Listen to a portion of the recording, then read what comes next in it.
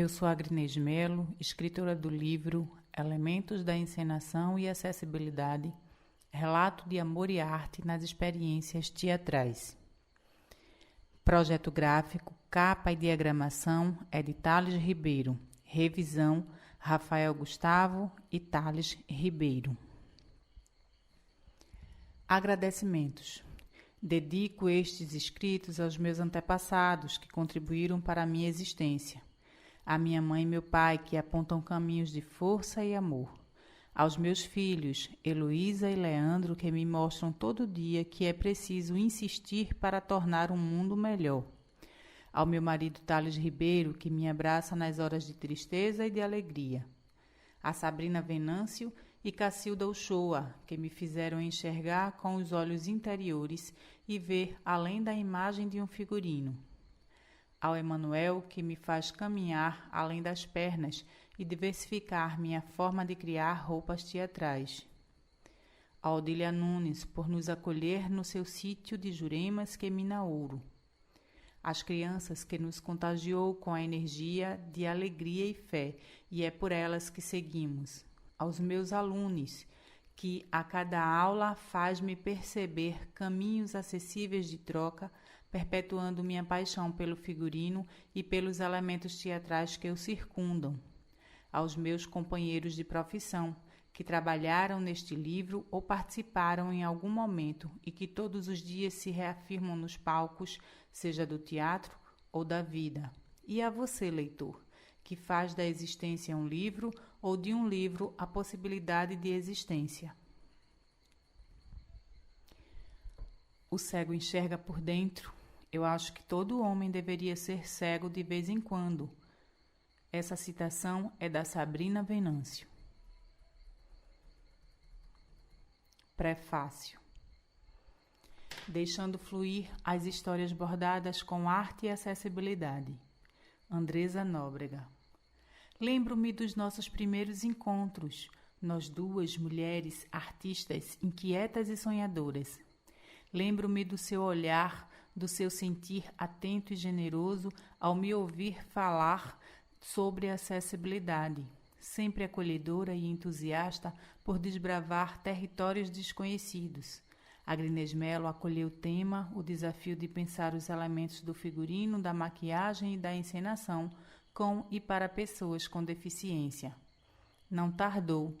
Tempos depois, ela já estava fazendo acontecer através da oficina Um Primeiro Olhar para o Figurino Teatral, em 2015.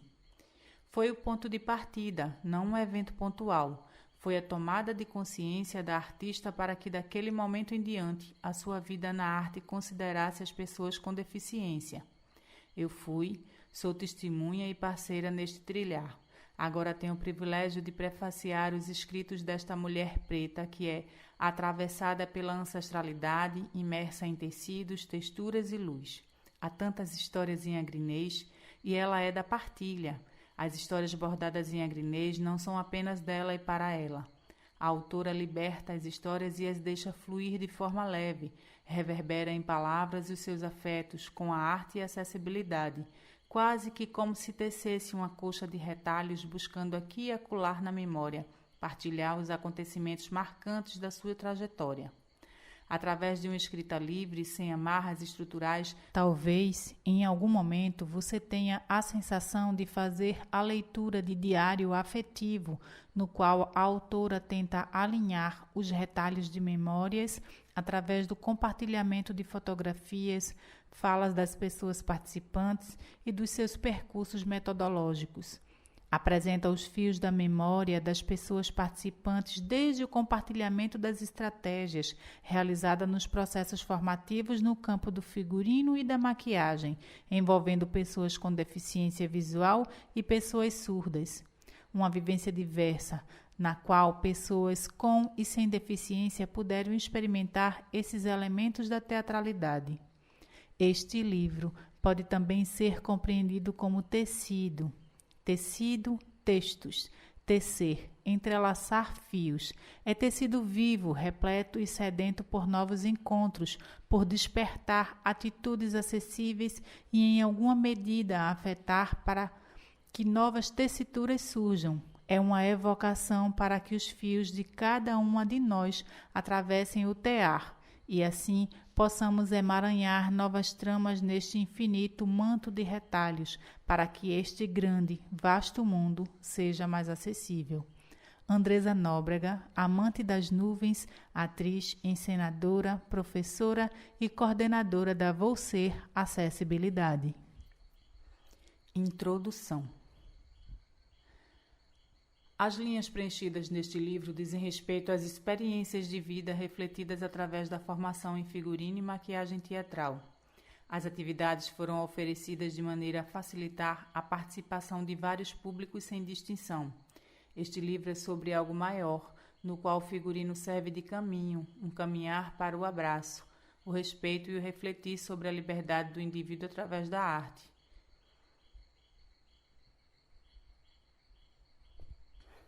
Na minha crença, alicerçada na matriz africana, Exu é o orixá da comunicação e é ele o senhor dos caminhos.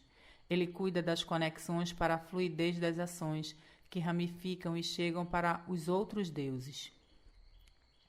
Aqui peço licença a Exu para mostrar os caminhos que venho encontrando no campo das visualidades, conduzida por Exu e protegida por Oxum, Oxalufã e Oiá, entre parênteses, orixás da cultura iorubá, fecha parênteses. Sigo com as letras que nem de longe poderão expressar o tamanho da minha satisfação na concretização deste livro.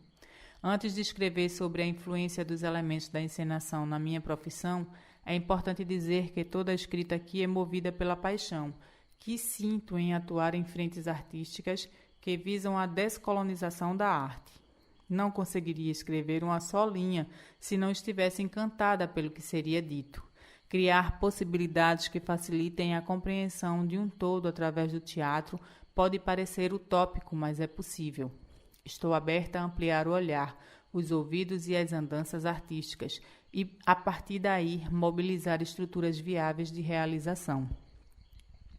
A arte está interiorizada em todos os seres humanos. Em relação à vestimenta, nos estudos históricos é possível encontrar registros de humanos vestidos de peles de animais e máscaras, para a realização de rituais festivos e de proteção. Ali já se percebia a inclusão e exclusão de indivíduos em grupos. No mundo atual, a integração ou não de pessoas em grupos variados continua. No decorrer dos escritos, vai ser possível perceber que a inclusão é algo amplo e transdisciplinar, principalmente quando se atenta para o conhecimento artístico através da junção de práticas cooperativas, que estimula a criatividade, a reflexão e o pensamento crítico. Todos prontos? Quem é a Agrinês Melo? Uma mulher, uma figurinista, uma professora? A acessibilidade e a arte andam juntas em minhas práticas desde o meu nascimento.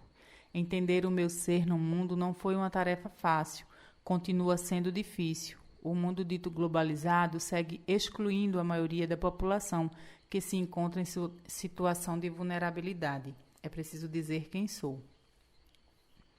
Primeiro, aprendi a conduzir-me e ser o sujeito da ação, e não o objeto a ser pesquisado. Este entendimento foi de primordial importância para observar o entorno e perceber que eu não era a única pessoa capaz de ser o sujeito de ações. Não se conduz algo ou alguém se você está perdido em lugares inexistentes. Saber quem sou me possibilitou a construção de lugares, identidades, cores, expressões, texturas. Em uma entrevista, perguntaram-me quem era eu, como eu deveria ser identificada. Prontamente eu disse: eu sou uma mulher preta, candomblessista, atriz, professora, figurinista e pesquisadora. Sou mãe de Heloísa e Léo, filha de Dona Alice e Otávio. Sou neta de Dona Maria e seu Sebastião, uma índia curandeira e um homem negro que caçava para viver, e de seu José e Dona Belarmina, um agricultor e uma mulher que via na educação a esperança de mundos melhores. Nesta construção ancestral familiar existem cruzamentos que permanecem em minha formação como pessoa. A matriz afro-brasileira latente, a espiritualidade, a arte, o respeito à natureza, o afeto e a absorção de conhecimento, transmitido através da oralidade. Minhas avós eram professoras. Uma era professora da escola formal, a outra era curandeira. Ensinava através do conhecimento da natureza. Suas ferramentas de trabalho eram a voz, as ervas e a terra. Já meus pais eram semi-analfabetos. É nesta construção que se deu minha educação e a maneira de ver o mundo. Fui alfabetizada por minha mãe, que aguerrida aprendeu as primeiras letras para me ensinar. Ela, com o intuito de nos vestir com os poucos recursos que tinha, comprou uma máquina de costura usada e aprendeu sozinha a costurar, rasgando tecidos velhos e reaproveitando. O objetivo era transformar as filhas em bonecas para inseri-las na sociedade. Sociedade esta que na década de 80 e 90 excluía de forma cruel quem não estava dentro dos padrões. Infelizmente, ainda na contemporaneidade, os padrões continuam excludentes. Essas imagens estão presentes nas minhas práticas e discursos. Na realização das oficinas de figurino, esta definição de quem sou ajuda a fortalecer os participantes. Este livro não é sobre mim, na verdade é sobre mim também, mas é principalmente sobre os participantes e colaboradores das práticas de criação da roupa para teatro e as visualidades da cena. Todas as ações são focadas na realidade e esta pode ser modificada pelo indivíduo. Freire observa que, abre aspas, a realidade não pode ser modificada senão quando o homem descobre que é modificável e que ele pode fazê-lo. Freire, 2001, página 40. Diz ainda que, abre aspas, o ato, ação-reflexão é a unidade dialética central que movimenta o processo de conscientização, fecha aspas. Freire, 2001, página 30. As atividades de formação são as ações que refletiam e refletem na prática a criação de lugares que, se antes eram inexistentes, hoje existem, florestados e cheios de vida. Figurino, maquiagem e a prática acessível de fazer teatro. Transformar-se em outro ser é uma das formas arquetípicas da expressão humana. A vestimenta ajuda a compor a mudança de personalidade, muito embora nos primórdios da humanidade, esta vestimenta aparece como meio de proteção corporal. Desde lá, os homens a usavam para criar outros personagens. Seja em rituais ou em brincadeiras, a roupa ou a ausência dela está na história da construção da humanidade. As roupas são mensageiras de signos e símbolos, ditando culturas, elas podem construir ou destruir saberes. A roupa é uma invenção poderosa e, se pensarmos na moda relacionada à criação de trajes, a roupa tem mais que a função básica de cobrir o corpo. Na moda, o traje deve se adequar a padrões sociais estabelecidos para a realidade de determinado grupo. As cores, volumes, texturas, contornos adequam-se a conceitos sociais e estão em constante mudanças. A impressão que dá é que a moda tem sempre idade juvenil e está em constante mudança. Stevenson diz: sua volubilidade adolescente é uma constante. Ele vive no novo, por isso o já aceito deve ser rejeitado. Página 9 do ano de 2012. A moda traz a evidência de que o que vestimos é uma tradução de nossa personalidade, influenciando e influenciada pela nossa cultura, filosofia e sociologia. A função da roupa não é proteger contra as intempéries. O que vestimos é uma projeção de nossas personalidades, simpatias e antipatias, conhecimento, valores e aspirações. Esta é uma citação de Stevenson, 2012. Você deve estar se perguntando, qual a relação com teatro e acessibilidade? Insiro aqui uma imagem para te indicar uma possível resposta. Na imagem, uma senhora de meia idade, de pele branca, usa um turbante preto, está com um sorriso no rosto, sua boca é marcada por um batom vermelho, está vestindo uma blusa em tom africano e uma sobretudo. A imagem de uma aluna com baixa visão, vestida com um tema africano e maquiada. Foto é de Thales Ribeiro e o curso é Aprimorando Conhecimentos. Nesta foto, uma vestimenta baseada em tema africano, mas em trajes usual e cotidiana, faz parte da composição da personagem de uma aluna com baixa visão. O conceito de moda, beleza e libertação foram os motivadores para a criação da vestimenta de um personagem que está atrelado a uma mulher real. Ela era essa mulher. O teatro desabrochou a mulher e em cena ela ganhou vida através do vestir. A cena foi só um exercício, que durou pouco mais de 5 minutos, mas a força ancestral que a participante atriz descobriu seguirá por um tempo considerável. O figurino possibilita trazer para a cena a concretização e aprofundamento de personalidades, de personagens, a partir de fontes temporais, atemporais, mas dialogando com a moda e sua criação juvenil.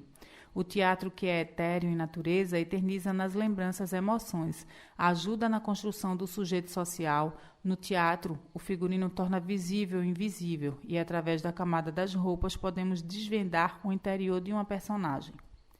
A acessibilidade da arte está muito mais no desvendar do fazer, utilizando maneiras simples e muitas vezes cotidianas do que em uma fórmula mágica. A escuta e a ampliação das perspectivas vão além dos olhos, nos direcionam para novas possibilidades do fazer um teatro do vestir. As visualidades no teatro direcionam-se para além das fronteiras do palco. Na maquiagem, a colorimetria, a acentuação de traços, o estudo da fisionomonia, as pinturas alegóricas, entre tantas outras possibilidades, trazem a personalidade incutida de figuras para os palcos, concretizando através de expressões. Um breve histórico sobre a história do teatro pode levar o leitor a uma viagem sobre a pintura dos corpos e rostos e a multiplicidade de culturas contidas nas figuras. Em algumas aldeias africanas, a pintura corporal e facial serve de roupa, classifica indivíduos de poder e identifica determinados povos. No Egito, o delinear dos olhos tinha a principal função de proteger os olhos das tempestades de areia, que aconteciam com frequência, e esse costume vai se alargando ao longo dos tempos, dessa vez como símbolo de embelezamento. Nos povos da Ásia, a maquiagem indica através de signos e símbolos a origem de personagens e sua função social. E todas essas formas apresentam-se no teatro, comungam com a vestimenta, possibilitam estudos sobre determinada cultura e o entendimento de ações de determinada classe social. Esta explanação rasteira sobre os elementos das visualidades no período histórico se reconfigura no período contemporâneo, resgatando a necessidade de reescrita de novas histórias, onde o limitante não paralise. Limitante e limitado. Acessibilidade através das visualidades. O termo limitante indica a restrição de algo, e o termo limitado indica que o indivíduo está restrito, tem limites estipulados. Estas informações foram obtidas através do dicionário Oxford Linguagens. Esses termos são contrapostos à palavra acessibilidade, que indica caminhos de tornar ilimitado uma ação. Aqui, a acessibilidade vem através da relação do homem, arte, teatro e natureza. É configurado no campo das visualidades, através da docência das práticas pedagógicas, da escuta em relação a fatores limitantes, na desconstrução de conceitos engessados sobre a arte. No início do que se lê sobre a história do homem em sua inocência e ignorância, entre aspas, diz respeito à sua aproximação com a natureza e enxergava além do que os olhos viam. Isso foi perdendo-se ao longo do tempo. Nos tornamos cegos dos olhos da alma, desumanizando-nos e afastando-nos a cada dia dos nossos semelhantes e de nós mesmos. Em uma busca de reaproximação de mim e das pessoas, recorri à poesia do teatro. Para vestir-me de mim, encantei-me por figurino. E para me aproximar dos meus, criava roupas para peças teatrais. A percepção de que esses trajes e o teatro ainda estavam distantes de tantas pessoas veio-me à tona no dia que chamei uma pessoa cega para ver meu espetáculo. A resposta dela foi: posso ir, mas vou ouvir o texto que os atores dizem. Ver mesmo só quando falarem com a alma. Se os atores falarem para mim, vai ter que ser além das palavras. Essas palavras rasgaram-me por dentro. Senti que meu trabalho não chegava a todos. O meu teatro era seletivo. Eu não falava com a alma. Não me arrepiava, não me emocionava com a troca de olhares como o público. Em outro momento, falei que queria que todo mundo fizesse figurino, se assim desejasse, que era tranquilo. Tranquilo para quem? Talvez para mim, que tinha passado a infância inteira vendo a mãe costurar e criar roupas. Eu também não tinha acessibilidade a tudo. Queria assistir às óperas e espetáculos de artistas famosos, mas no meu caso, a condição social, racial e financeira limitavam-me. Breve conclusão. Nem tudo era acessível, pensei. O valor do ingresso bem que poderia ser menor, mas e falar com a alma no teatro para fazer o cego enxergar? E as limitações dos trajes? Isso me revirava por dentro. Mudei o foco de minha vida teatral. Acolhi-me, resgatei minha ancestralidade e me entreguei a fazer um teatro que me arrepiava, junto com artistas que tinham o mesmo objetivo. Comecei a fazer o teatro cujo qual fazia meu corpo batucar e com figurinos que me faziam voar, valorizar os personagens. Aqui começa a saga dos escritos e as responsabilidades de inclusão através da arte. O livro tem o objetivo de reaproximar o homem da natureza, dos seus semelhantes e dele mesmo, através do teatro. Aquecer a alma com os trajes, alegrar a vida com os sons interiores que vão além dos ouvidos, moldar os espaços com as pernas e os movimentos da imaginação, recriar outro corpo, reavivar o coração, pintar o rosto para mudar a aparência ou deixar aparecer o que está guardado. Início de tudo. Este livro pode servir de base para a criação de novos projetos acessíveis, para apreciação e participação teatral, mas é um livro de afetos, de memória, de retalhos, de casulo e de borboletas. São escritos afetivos, os registros atestam a realização de um sonho em conjunto. Com as ações de formação, o objetivo era e continua sendo facilitar o acesso, principalmente a quem deseja ser realizador de arte e acaba sendo excluído do processo por falta de alcance. Acreditando que conseguimos e contagiamos o próximo através do amor ao que fazemos, fui apropriando-me dos meus amores e do que me mantinha viva. Espiritualidade, ancestralidade, vestimenta, docência, atuação, teatro. E assim, viabilizando ideias para aproximar o que eu fazia do público em geral. Mais tarde veio a necessidade de inclusão de mais elementos, maquiagem, iluminação, cenário. Iniciei a realização deste sonho no ano de 2015, com projetos teatrais voltados para os elementos da encenação e interpretação teatral. Mais especificamente, o figurino e depois a maquiagem, a iluminação e o cenário foram inseridas de forma rápida e não aprofundada, pois serão estudadas em experiências futuras.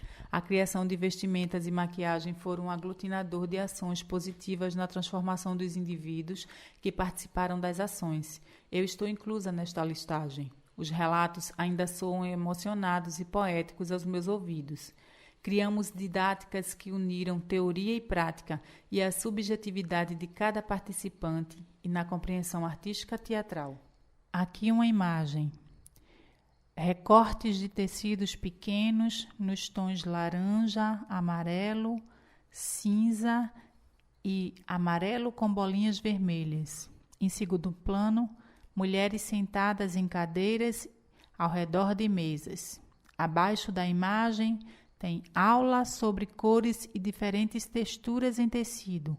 A foto é de Luísa Duran. Da ideia à execução. Em 2014, foi aprovado no Fundo de Cultura do Estado de Pernambuco, Funcultura, um projeto de formação com foco na iniciação ao figurino e acessibilidade. O projeto foi iniciado em 2015, exatamente no dia 1 de junho de 2015, e teve seu término no dia 27 de junho de 2015. Um projeto que começou tímido e sem grandes pretensões, foi se agigantando a cada aula. Com o objetivo de gerar profissionais dedicados à criação e confecção de indumentárias teatrais, a oficina Um Primeiro Olhar para o Figurino Teatral teve a duração de 60 horas. Quando o projeto foi escrito, o foco eram pessoas que atuavam com teatro, com figurino e tinham interesse em se aprofundar na área. A oficina era parte de uma pesquisa continuada sobre figurino para o espaço cênico tradicional, alternativo e sua origem ancestral, mas o grande diferencial era o público norteador. A atividade tinha acessibilidade como foco. No mesmo ano, em um café, tive a primeira reunião do projeto com Andresa Nóbrega. Lembro ainda hoje do gosto do suco e do pão de queijo, que se misturavam com as batucadas ansiosas do coração, os olhos lacrimejavam a cada ideia que surgia nesta conversa. Ao falar do projeto, dos meus medos e de como eu gostaria de realizar a ação, Andresa foi muito empolgada, sugerindo possibilidades e também suas dúvidas. Este foi um projeto pioneiro para ambas. Terminada a reunião, nos dividimos nos contatos. Era um projeto meu, mas naquele momento ela abraçou a ação de forma acolhedora como eu precisava. O sonho não era só individual, era coletivo. Com a Andresa veio Francisco, nome fictício, o consultor em acessibilidade comunicacional. Além dele, muitas pessoas trabalharam no projeto. Até hoje, tem pessoas que nunca vi pessoalmente, mas estavam comigo desenvolvendo recursos pedagógicos para que a atividade fosse concretizada. Este projeto foi regido pelas águas e a alegria, pois os choros foram muitos e as risadas também. A primeira ação que surgiu desta conversa foi o plano de divulgação acessível. Sem a certeza do potencial realizador do projeto, foi traçado um plano de divulgação que chegasse em entidades que auxiliavam em atividades de pessoas cegas, surdas, com mobilidade reduzida e jovens residentes nas periferias, promovendo uma ação inclusiva na cadeia produtiva e profissional. Em 2015, os profissionais de elementos da encenação eram poucos e a atividade iria ajudar no aumento de profissionais habilitados para atuar na área teatral. Eu precisava de uma equipe preparada para, de fato, facilitar o acesso das pessoas interessadas em participar das aulas. A equipe de acessibilidade foi uma grande parceira, pois a verba era pouca para tanta demanda, mas acreditávamos no projeto e fomos criando meios de tornar a atividade viável. Desde a consultoria até a simulação de uma aula com uma pessoa cega foram quase 15 dias de estudo e treinamento. Nesses 15 dias, compramos papéis, tintas, canetas, colas coloridas, emborrachados, telas, tecidos e tantas outras coisas que nem lembro, na tentativa de criar bases de leituras táteis, croquis em forma de bonecas e bonecos, para leigos em desenhos e pessoas com baixa visão, além de adequação do espaço para recepcionar a todos. Sobre o espaço existia uma grande preocupação. O espaço era pequeno, cheio de pallets que se transformavam em arquibancada, palco, sofá, cenário, um espaço bastante versátil. Não tinha dúvidas que serviria para as aulas. A preocupação era sobre a mobilidade de pessoas cadeirantes e cegas no meio dessa versatilidade.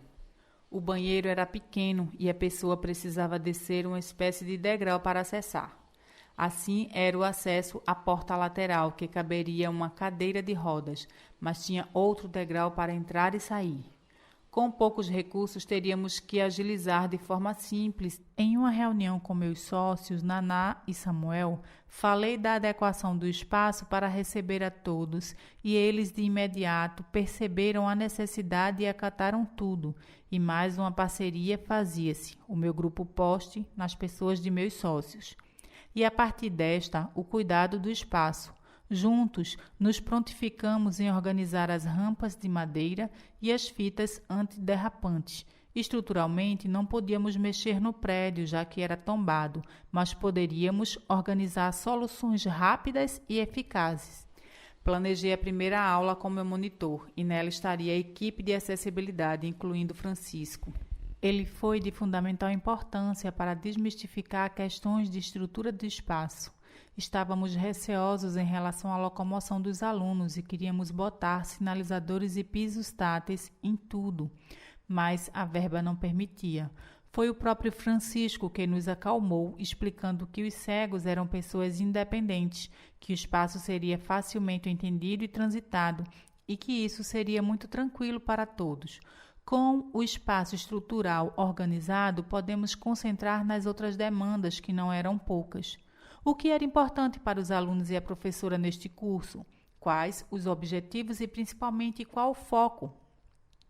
Os alunos deveriam apropriar-se dos termos técnicos da indumentária, origem da indumentária, suas influências no universo do teatro e da moda, a anatomia corporal e criação de croquis através de texturas e colagens, estudo de cores e harmonia na vestimenta, volume, criação de conceito e figurino, entre outros. O objetivo era que os participantes saíssem do curso sabendo o que era figurino e sua função na cena, que o conceito ou a falta dele é fundamental na criação da vestimenta teatral e que a estética influencia nas criações e principalmente que os alunos executassem suas criações. Com o planejamento realizado, o foco no momento eram os recursos didáticos. A equipe de acessibilidade foi de fundamental importância nesta etapa. Juntos, descobrimos formas de construir possibilidades de aprendizagem para os alunos iniciantes. Francisco tinha uma excelente formação acadêmica, mas nenhuma formação em figurino.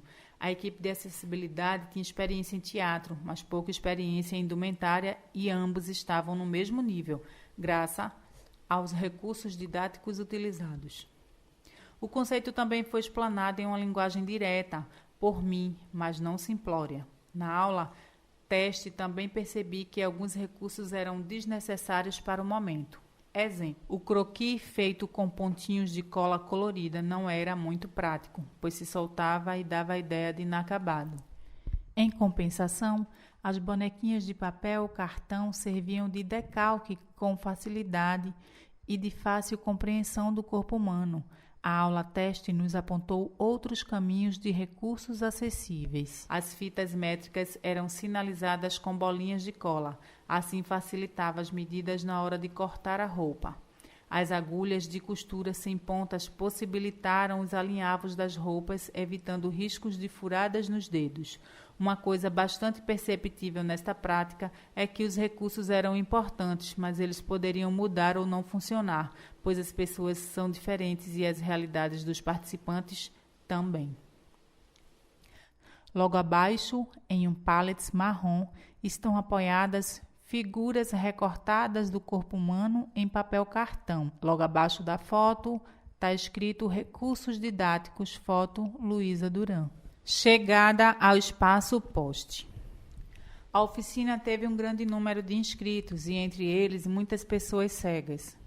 Neste primeiro projeto, nenhuma pessoa surda inscreveu-se, o que me frustrou um pouco. Percebi que mesmo com tantos esforços, as estratégias de divulgação não conseguiram chegar ao público surdo.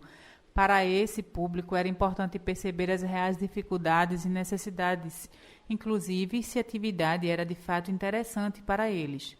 Apesar da frustração, a procura alegrava-me. A atividade interessava a muitas pessoas e isso significava que a minha percepção da existência de um grande público querendo instrumentalizar-se em elementos teatrais com foco no figurino estava certa. Desde o primeiro momento, o local de realização da atividade seria o espaço Poste Soluções Luminosas, um espaço pequeno com apenas 5 metros de largura e 7 de comprimento, mas uma certa magia acontecia naquele espaço. Tudo era possível, desde aulas de teatro, espetáculos teatrais, shows, performances, além de ser o meu ilê. Casa na língua iorubá.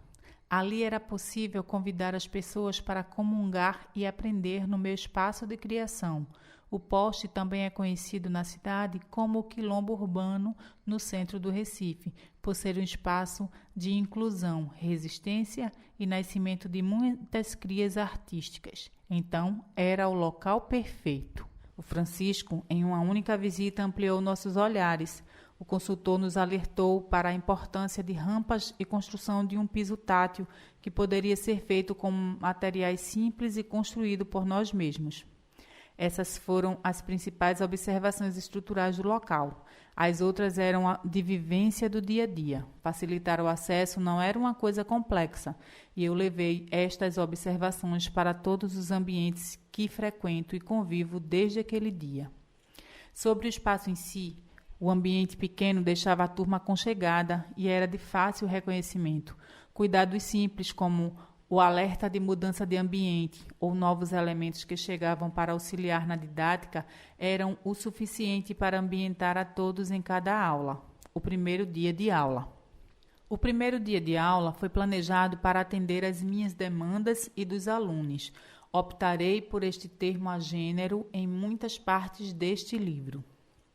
Então foram criados muitos croquis com relevo, sem relevo, com cores variadas, colas, tintas, tesouras sinalizadas e uma ansiedade que não cabia em mim, nem no monitor e nem na equipe de acessibilidade que estava no local.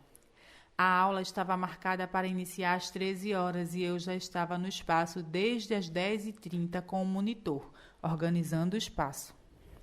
Em muitos momentos era tomada de medo e incerteza. A responsabilidade de um projeto daquele porte e natureza era algo muito recente e tinha que ser organizado com muita responsabilidade.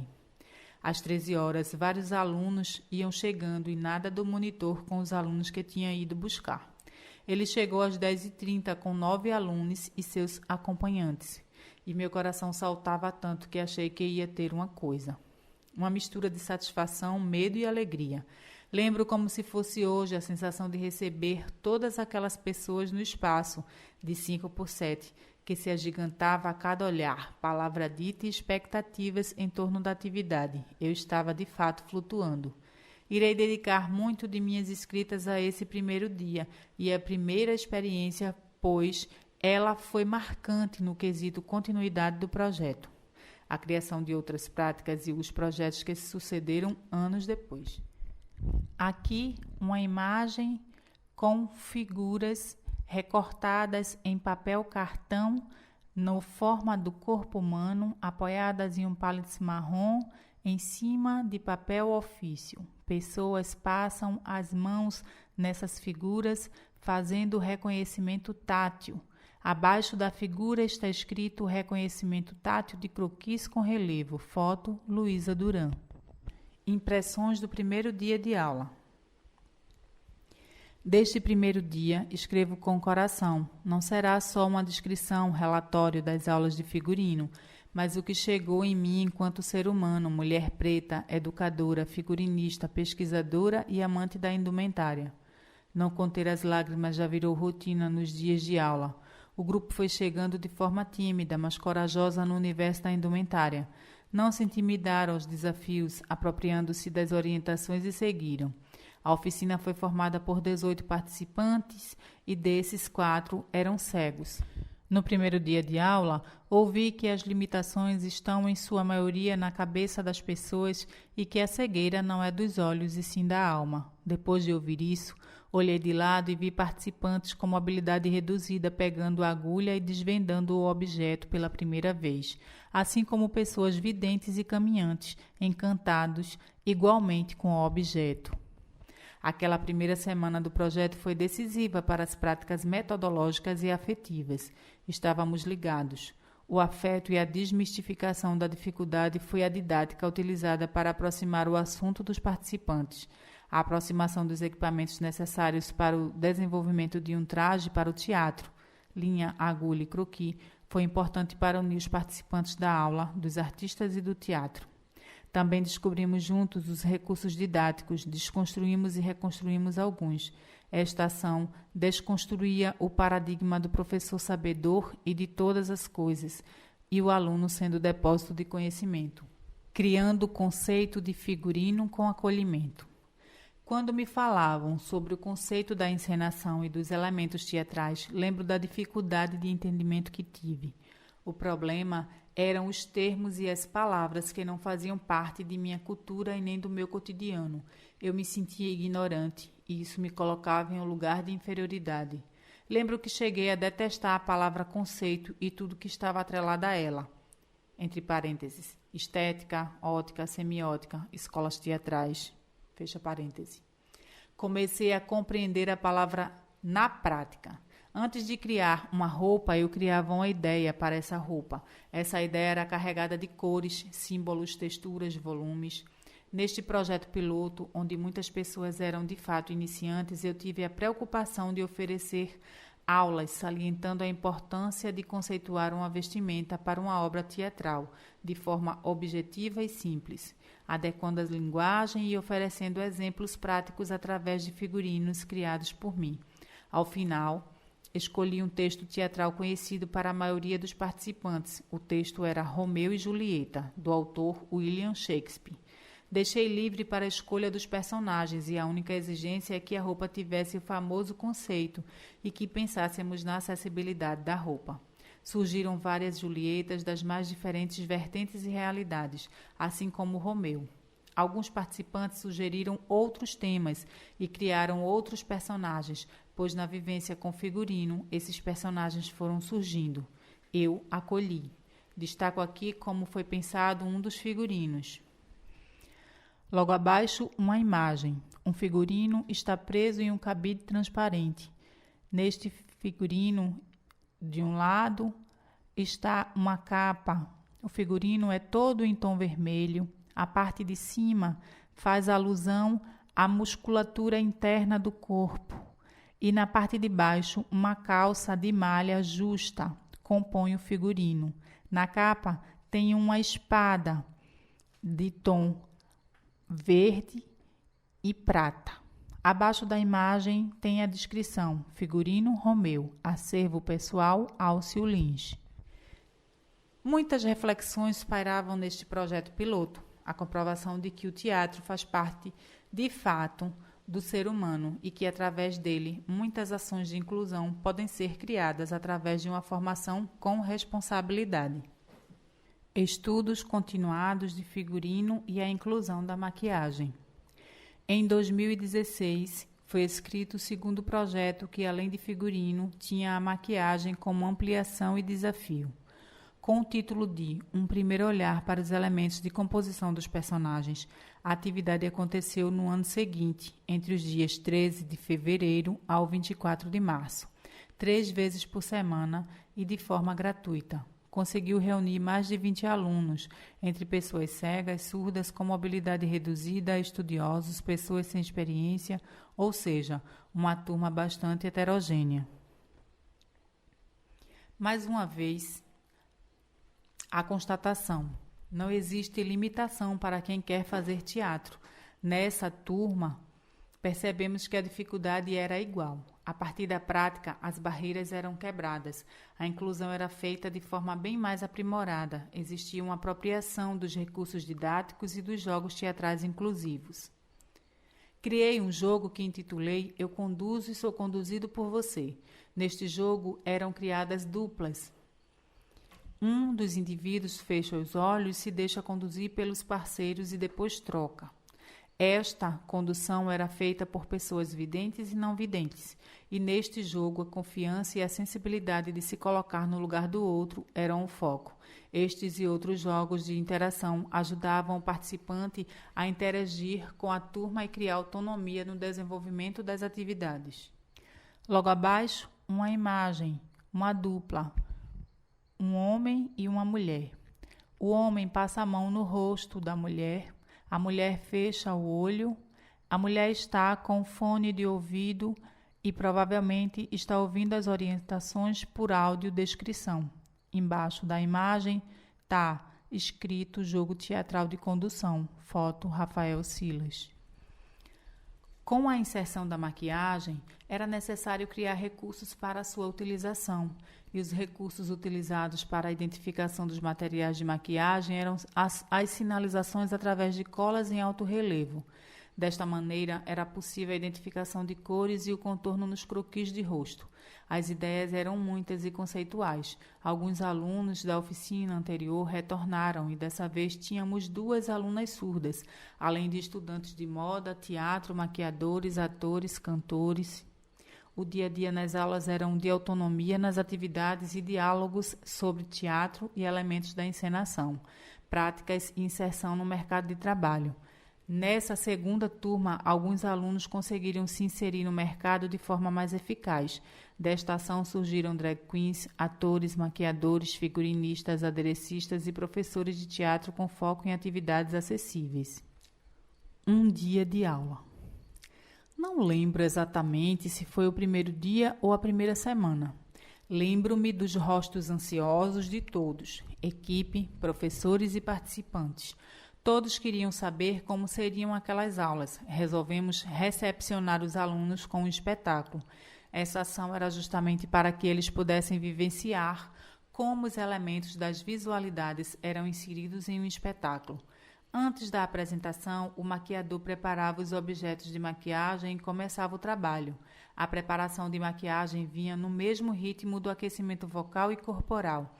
Depois, a atriz vestia o figurino, passava as músicas, aquecia o corpo e iniciava o espetáculo.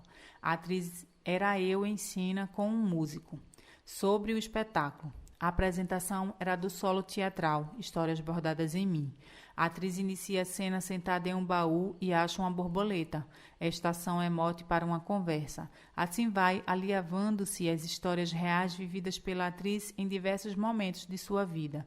Bebendo da fonte de uma pesquisa no povo griot, vai através da narrativa em uma proposta de encenação enxuta, costurando acontecimentos de sua vida real e cotidiana, incluindo o público em suas histórias. O espetáculo foi escolhido por fazer uma relação com o universo da atividade. Ao final do espetáculo, debate, lágrimas e mão na massa. Figurino sendo tocado e maquiagem sendo experimentada. Mais uma vez a sensação era: estamos no caminho certo. Afinal, os rostos suavizados e ansiosos pelo próximo encontro. Vamos a ele? Pelo olhar do professor Vinícius Vieira. 1. Transfiguração do eu, preparação docente e ressignificação da epiderme. No Teatro de Bolso da Aurora, região central do Recife, cabia o mundo, e nele a pluralidade era celebrada. Refiro-me ao simpático espaço alternativo, o Poste Soluções Luminosas. As nossas aulas do projeto Um Primeiro Olhar para os Elementos de Composição dos Personagens aconteceu nas tardes das segundas, quartas e sextas, de fevereiro a março de 2017. Nele tínhamos o objetivo de construir saberes introdutórios sobre maquiagem e figurino teatral.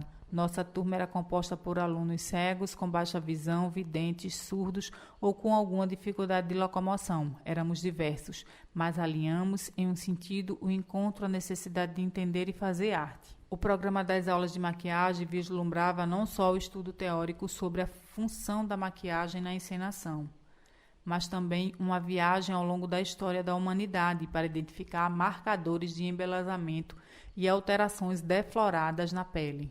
Nosso estudo também contemplava vivências práticas, as quais delineavam um caminho de entendimento sobre os estilos variados da maquiagem cênica, desde a maquiagem naturalista a uma estrutura mais alegórica aplicada no rosto. Os alunos precisariam construir entendimento sobre a função da maquiagem, reconhecimento dos traços estilísticos, planejamento e execução da maquiagem para um projeto teatral. Além de assinar trabalhos para espetáculos de teatro do Recife e participar de projetos audiovisuais, eu já dava aulas em cursos livres de maquiagem artística e também ministrava a disciplina de maquiagem teatral em curso profissionalizante de formação de ator na cidade. No entanto, ainda não havia tido a oportunidade de trabalhar com acessibilidade, embora soubesse que era a função do professor elaborar estratégias diferenciadas, levando em consideração a diversidade em sala de aula, para que a mediação pedagógica acontecesse de forma assertiva. Pareceu-me, em um primeiro momento, impossível lecionar maquiagem para alunos cegos. Pensava a todo instante como seria construir saberes sobre algo extremamente visual com pessoas que não enxergavam. E quem falou que a maquiagem só pode ser atravessada pelo sentido da visão? Em um mundo plural, não há apenas uma forma de ver e fruir o que nos cerca. Era preciso me desconstruir para acessar algo além do paradigma que eu mesmo havia criado. Para isso, tínhamos uma competente e sensível equipe de assessoria comunicacional, da Volcer Acessibilidade. Em um dos nossos encontros, uma das brilhantes profissionais, a Andresa Nóbrega, solicitou: "Fecha os olhos e me dá a mão." De pronto obedeci. Estávamos em um dos encontros preparatórios para o curso, que em poucos dias iria iniciar. Queríamos pensar as especialidades, as estratégias pedagógicas, os recursos didáticos, além da nossa forma de comunicar. Com uma das mãos estendidas, senti que recebia um objeto. Eu não conseguia especificar o que era. Tudo era escuridão e eu estava habituado a enxergar apenas com os olhos. "Esse objeto na sua mão tem uma cor. Ela é quente ou fria?" Questionou, me deixando revirado por dentro. Respondi não saber. Após abrir os meus olhos, ela explicou que a cor não era nem quente nem fria e que isso era apenas uma perspectiva de leitura. Essa intervenção ágil me transportou para sempre. Se aquela era apenas uma alternativa de percepção, quais outras janelas interpretativas poderiam ser abertas? Naquele dia, fui para casa desestabilizado e, nesse temor interno, inquieto, comecei a criar ferramentas e a pensar possibilidades de contemplar todos os escritos na oficina. As diferenças não eram barreiras, mas caminhos, pontos luminosos, os quais eu precisava encontrar para me acender. Elaborei imagens de rostos em alto relevo, utilizando cola e pedrarias. Destaquei também com alto relevo as partes na face que recebiam mais ou menos luz para servir como suporte na explicação em uma das aulas introdutórias sobre contorno e a técnica de claro e escuro, extremamente cara ao estudo da maquiagem. Logo abaixo, uma imagem. Nesta imagem tem desenhado 2 croquis de maquiagem. Em um dos croquis, o rosto está contornado em tons claro e escuro de marrom, ao redor da bochecha, da boca, o nariz e a testa. Do outro lado, um croquis é contornado com cola em alto relevo azul, onde marca os contornos do rosto. Embaixo da imagem tem escrito: figura, foto, croquis de maquiagem com textura, foto Rafael Silas. Eu queria pensar em possibilidades de ver para além dos olhos. Foi bem bonito observar essa ferramenta dando certo, mas foi ainda mais especial perceber que ela não servia para todos ali. Não vou esquecer o dia em que uma aluna cega, em uma das aulas, recusou esse material de apoio que havia elaborado e decidiu desenhar em uma folha de papel ofício comum. Ela havia conseguido desenhar perfeitamente um rosto a partir da pressão que fazia com a ponta do lápis no papel. O deslizar firme do lápis criava uma cavidade, a qual ajudava no processo de feitura do desenho. A emoção tomou conta do corpo e quase transbordei em lágrimas ao ver o incrível desenho, com detalhes preciosos de olhos, boca e nariz que fora criado. Como em todo o processo artístico, ninguém sai imune após ser atravessado por uma obra, e a cada instante eu era movimentado a uma construção de mim, do ser docente, do ser artista, do ser humano.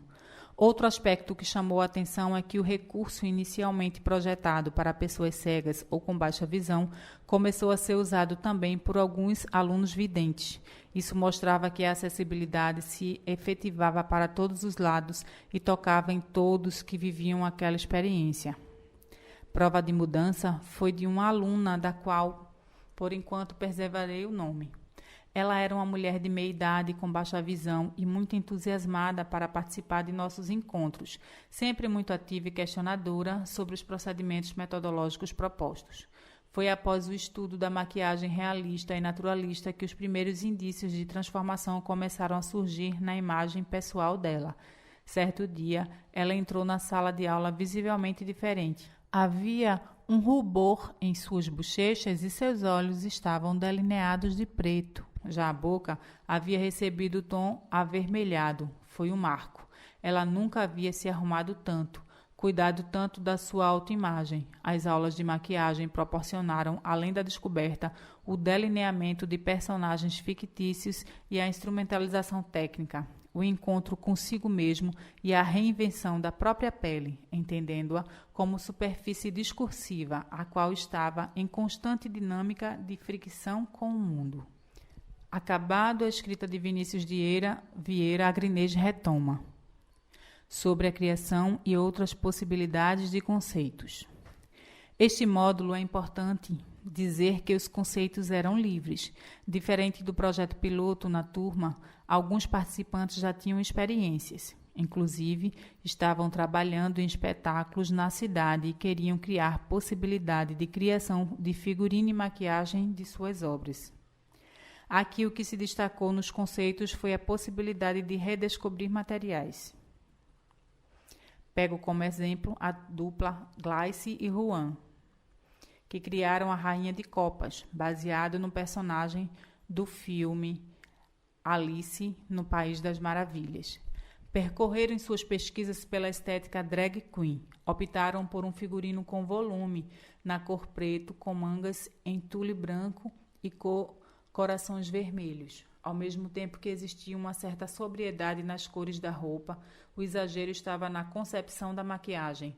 Cílios exagerados, contornos em arabescos e desenhos de cartas de baralho no rosto traziam a essência da personagem. O interessante dessa criação é que ambos queriam experimentar ousar na criação e passear por um universo nunca pesquisado pela dupla. Outro ponto é o reuso de material e seus efeitos na cena. Os cílios foram feitos de papel, mais resistente e mesmo com a movimentação, funcionou de forma positiva no palco, assim como materiais de reuso foram experimentados na vestimenta. A imagem é composta por uma mulher branca jovem vestida com um personagem, é a Rainha de Copas. A vestimenta é composta por uma coroa dourada na cabeça, os cabelos estão soltos e volumosos, o seu rosto é composto por uma maquiagem de panqueque branco, suas bochechas marcadas por desenhos de cartas de baralho, seus olhos com cílios grandes pretos.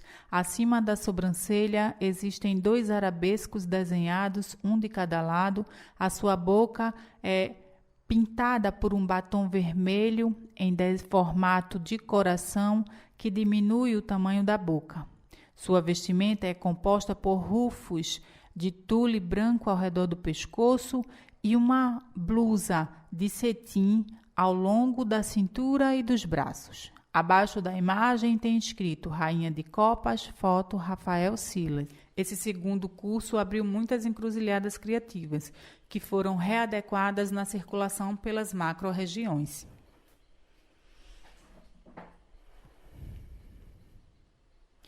Figurino nas macro-regiões de Pernambuco. Tudo que for escrito aqui não dimensiona o tamanho do aprendizado obtido durante esta circulação. Enquanto leio o que o professor Vinícius escreve, lembro da emoção e da descoberta que nos atravessou e me impulsionou para a necessidade de outros voos, levar o curso para lugares que não tinham indícios de ações desta natureza. No mesmo ano que aprovei o projeto, um primeiro olhar para os elementos de composição do personagem, aprovei também um projeto de circulação de figurino em 3 macro-regiões, também pelo Fundo Pernambucano de Cultura, o Funcultura. O primeiro ponto, e talvez o mais importante, seja a real necessidade de projetos acessíveis, não só na capital do estado, mas em cidades do interior e região metropolitana. A filosofia do trabalho era a mesma, mas com desafios maiores. Nesta circulação, entraria em contato com pessoas de variadas realidades e isto era um impulsionador para as ações de alcance que almejava o projeto, mas de muito receio para mim. Eu estava muito cautelosa em relação à organização das ações com responsabilidade. A oficina de iniciação ao figurino teatral rumo às macro-regiões de Pernambuco passou por 3 cidades, da qual omitirei o nome. Todas cidades carentes de formação e assíduas por novidades. Cidades com muitos artistas empreendedores, mas sem ações que os orientassem. A falta de perspectiva influenciou de forma negativa a autoestima desses profissionais. Os relatos eram inúmeros, alguns bem tristes e a maioria era de superação. Superação foi a palavra deste projeto de circulação, desde a ida da equipe até as cidades e a realização da atividade. Entre os participantes tínhamos pessoas com déficit cognitivo, idades variadas e níveis de aprendizado diversos. A equipe docente saía das aulas beirando a exaustão, mas com a certeza que algo de muito proveitoso estava sendo construído naquelas regiões. Lembro de uma fala de Andresa Nóbrega que dizia mais ou menos assim: a acessibilidade está em tudo, está em nós e no ambiente ao nosso redor. É bom não esquecermos disso. Não era exatamente assim que foi falado, mas foi assim que chegou em mim. Reflito sobre esses posicionamentos todos os dias. Olho-me no espelho e às vezes vejo uma professora, às vezes uma mãe, às vezes uma mulher. Mas tenho consciência que preciso ser inserida em alguns ambientes, cujos quais tenho desejo, e também preciso incluir pessoas em meu ambiente, e assim vou executando essa parte do projeto. Esta circulação nos tirou do eixo e da comodidade das experiências com a oficina de figurino. A adequação à realidade de cada cidade precisou de um tempo maior de planejamento para estudar possibilidades metodológicas satisfatórias. O principal complicador era a distância, o que incidia na falta de proximidade com o público participante da oficina.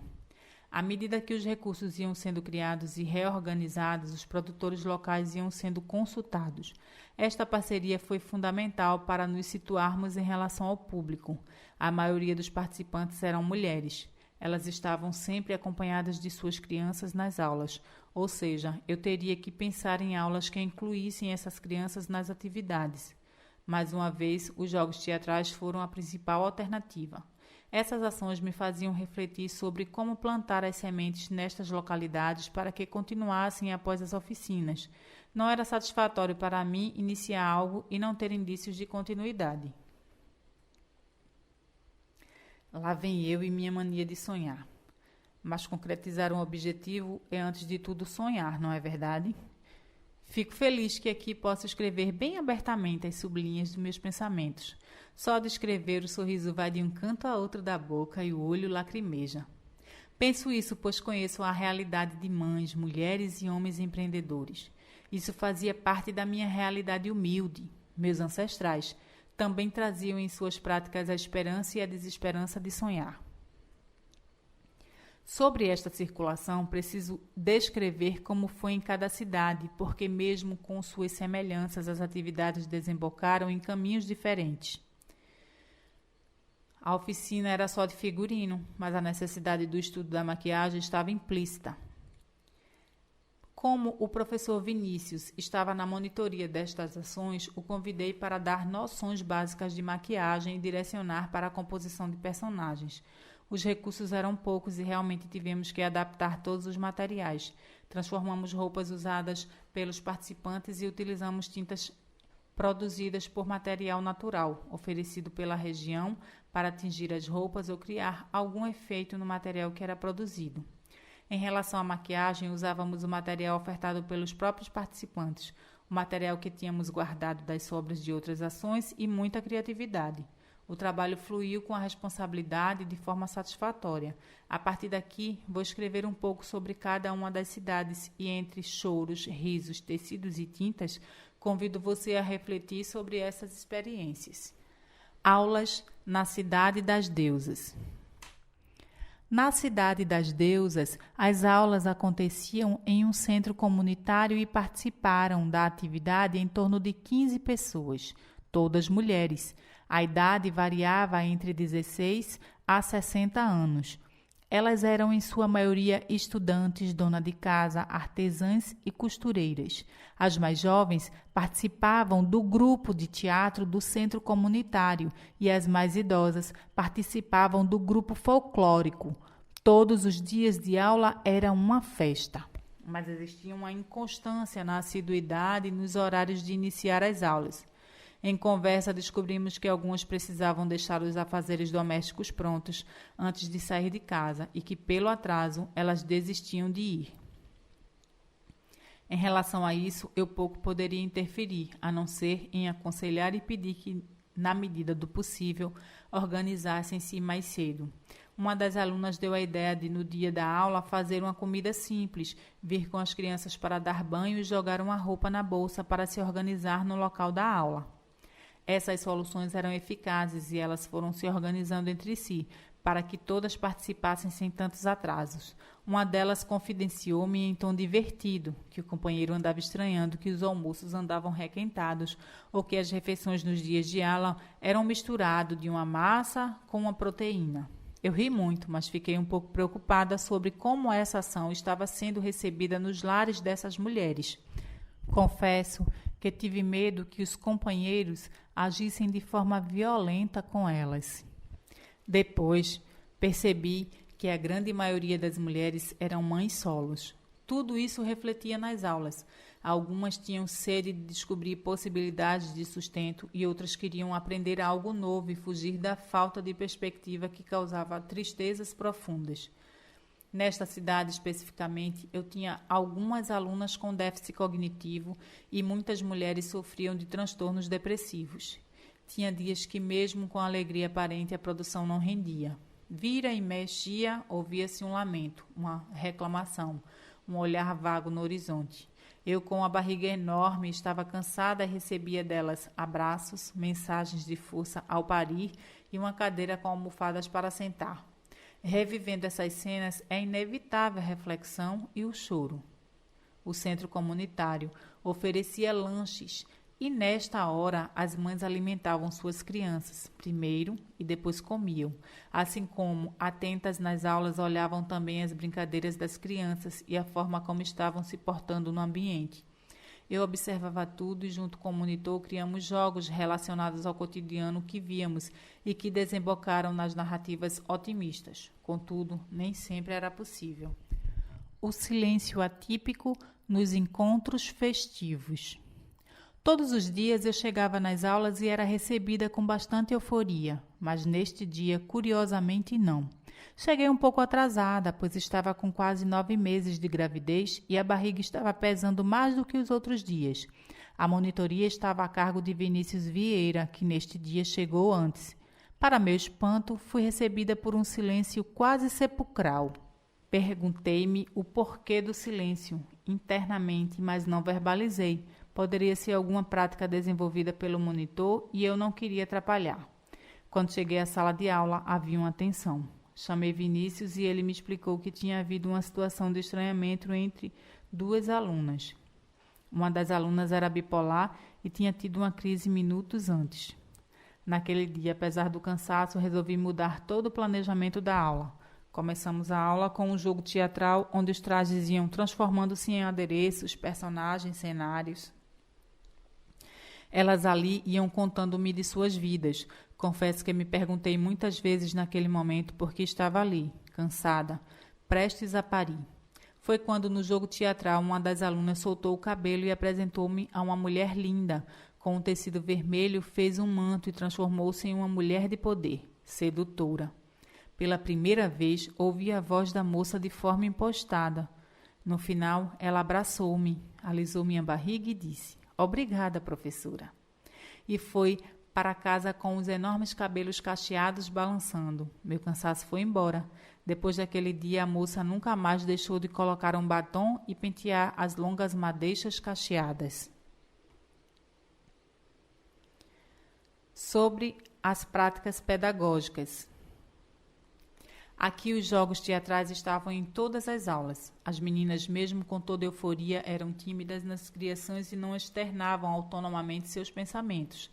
Tinha receio de verbalizar o que pensavam e tocavam nos materiais com medo de serem reprovadas, mesmo que o material de uso tenha sido trazido por elas.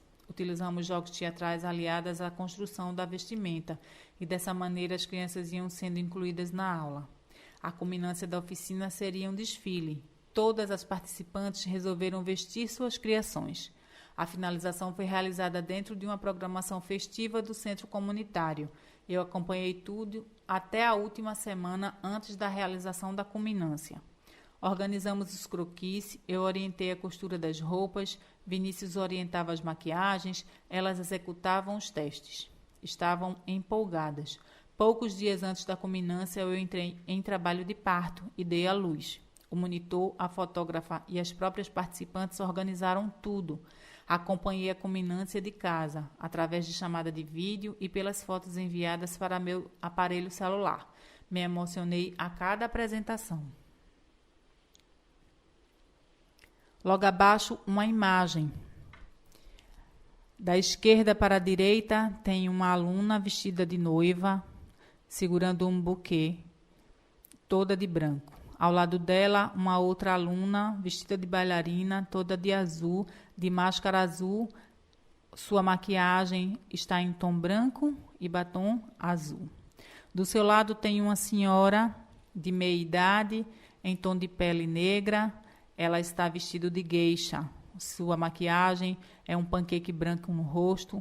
a boca marcada e está vestida com um tecido colorido de cetim, que faz referência à origem das roupas orientais.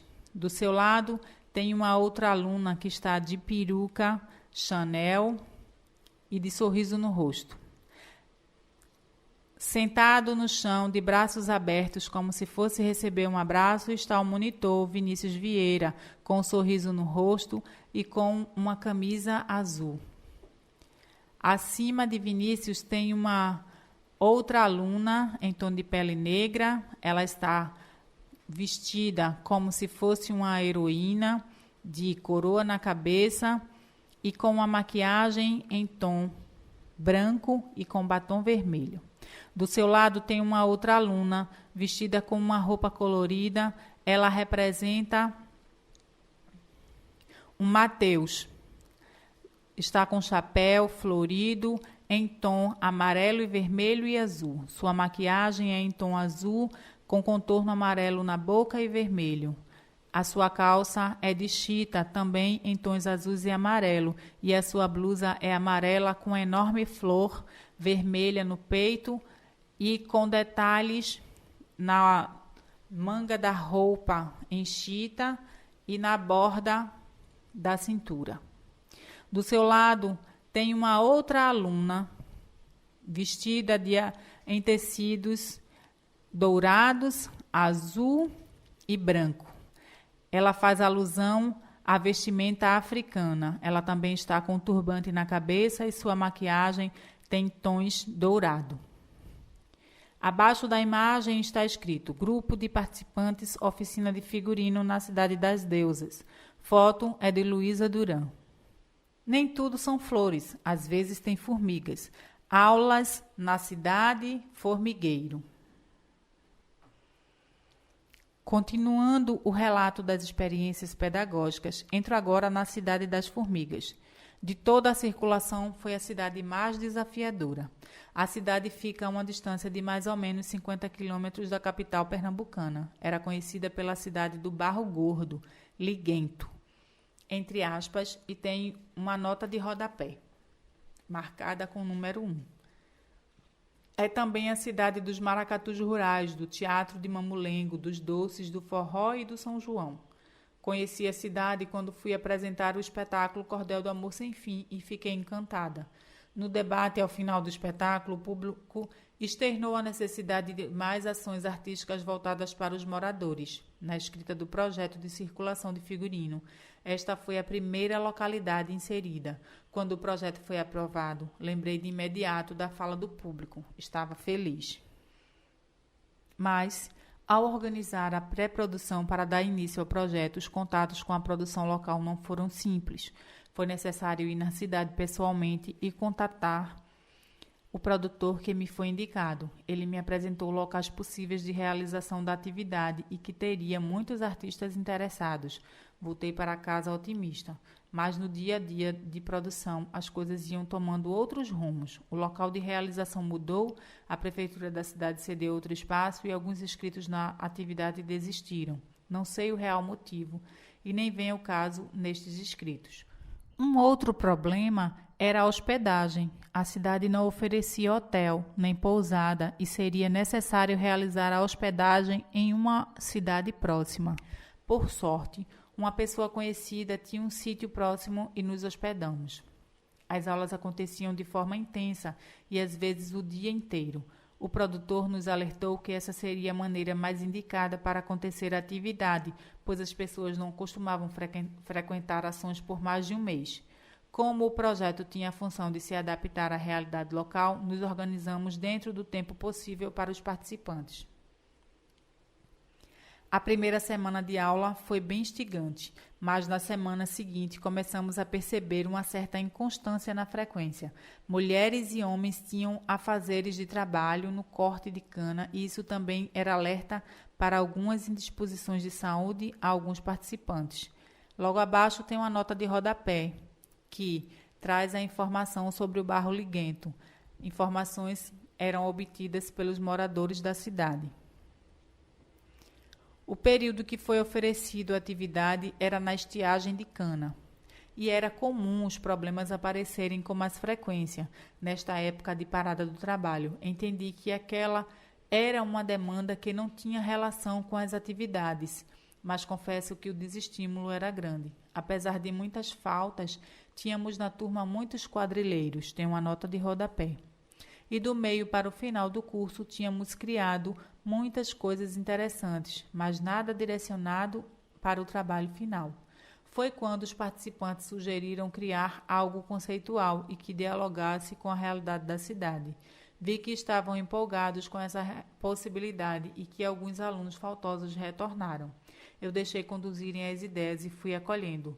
Junto com o monitor, organizamos algumas sugestões e deixamos eles autonomamente organizarem essa finalização. Foi então que uma das alunas verbalizou que o agrupamento parecia formigas operárias preparando a casa e que isso tinha relação direta com a localidade, já que a familiaridade com o barro era algo costumeiro entre o grupo. E o conceito que estavam procurando apareceu dessa história. O trabalho final foi conceituado como as formigas e tudo que a rodeava, e assim os trajes e as maquiagens foram sendo confeccionados.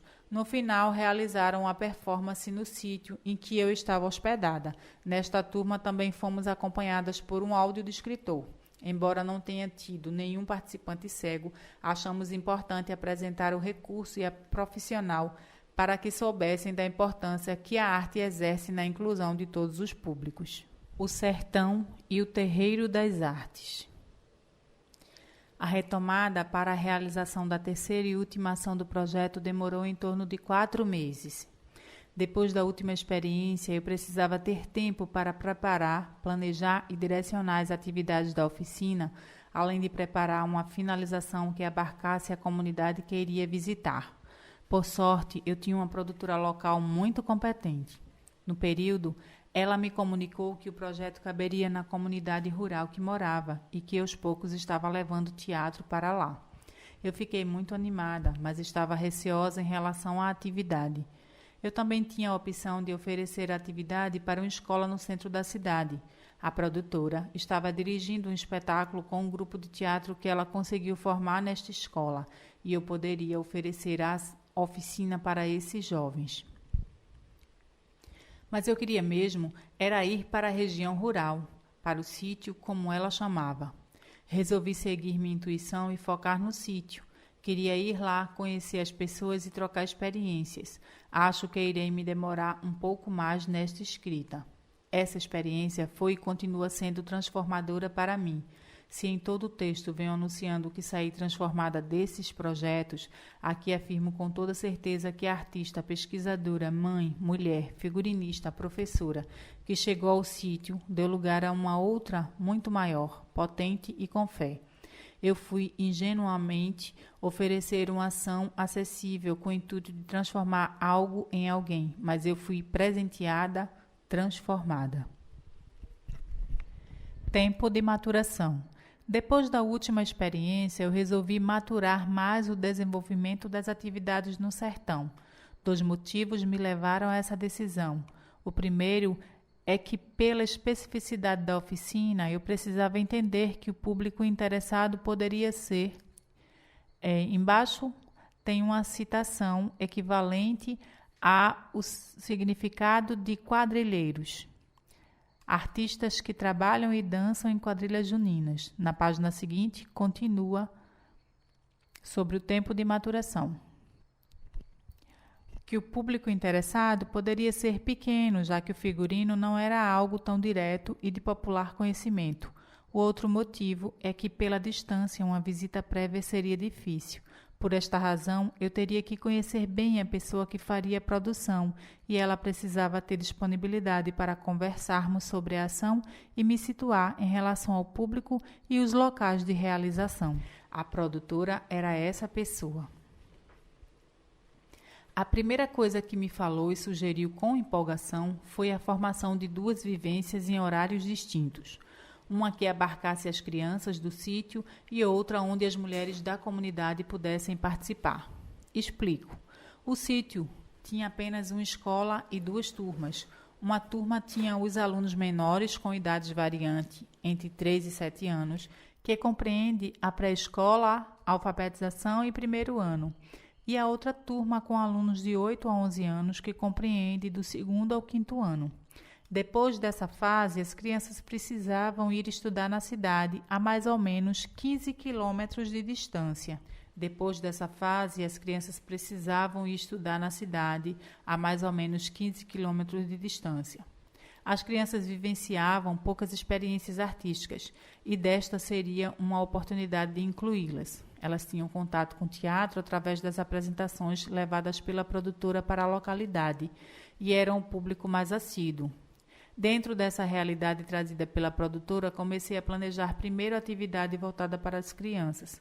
Preparei mini croquis e desenhos de roupas com poucos contornos para que elas pudessem entender mais rápido. Depois resolvi comprar camisas neutras e tintas para que elas pudessem pintar e levar para casa com sua criação. Sobre a maquiagem, como eram crianças, pensamos em utilização de pinturas à base de água.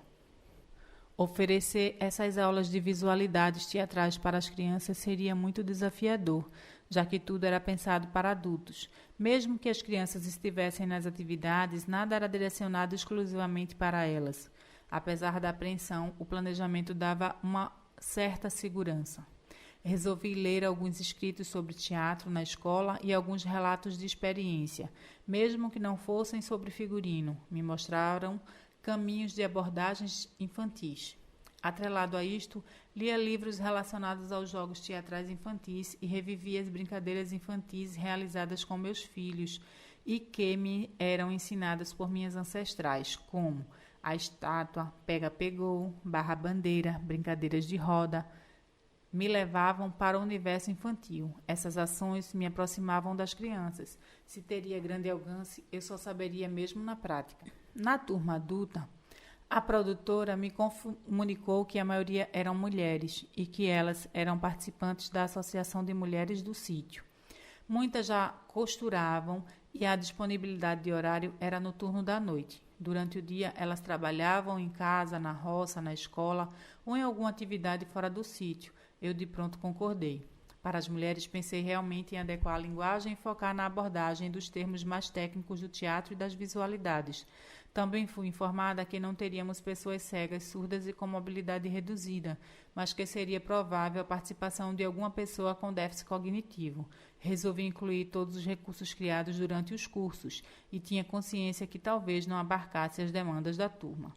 Essa possibilidade não me assustava, na verdade me instigava, pois a vontade de realizar a atividade e a troca de experiência seria rica, e de fato foi. Vamos a elas? Sobre o planejamento, organização do material didático e a equipe de viagem.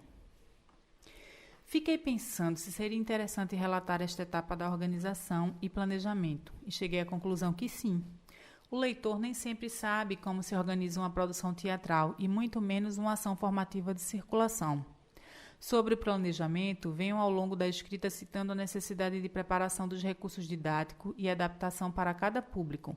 Como minha atividade visa a acessibilidade de todos os públicos sem distinção e ainda estamos descobrindo metodologias inclusivas, eu percorro os caminhos que vão desde a investigação teórica de docentes que trabalham com foco na acessibilidade até os conhecimentos populares que utilizam artesanalmente a construção dos próprios recursos.